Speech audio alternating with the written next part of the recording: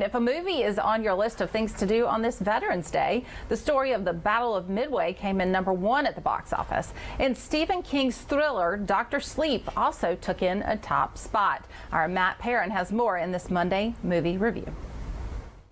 Welcome to a Veterans Day Monday. Thank all of you for your service. With a smattering of new releases this weekend, the box office fell short of expectations. Suitable to it being Veterans Day weekend, Midway took the top spot, exceeding expectations. The movie I chose took second at the box office, but underperformed. So how do you tackle a sequel based on a book, but also acting as a follow-up to a movie that was originally despised by the author? That was the challenge that Mike Flanagan took on.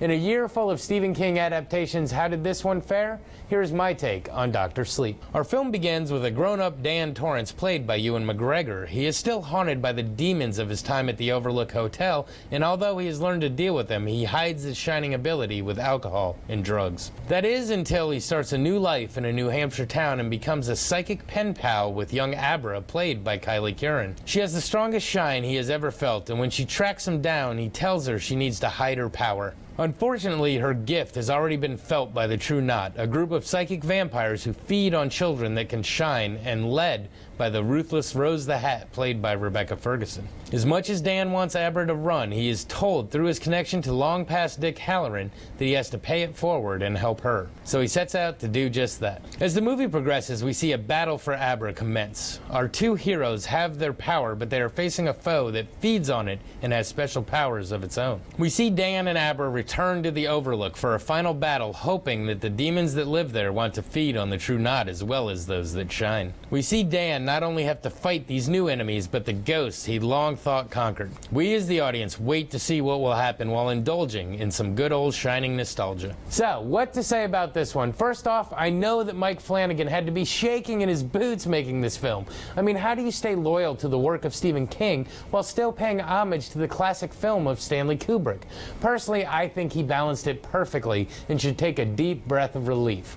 I think the film is very well done, and even though it's on the long side, the time really flies by. I can never say enough about Ewan McGregor. He does a great job of showing the desperation of an aging Danny Torrance and his eventual ascension to normalcy. Kylie Curran does a great job as the young beacon of Shining, and Rebecca Ferguson is an awesome Rose the Hat.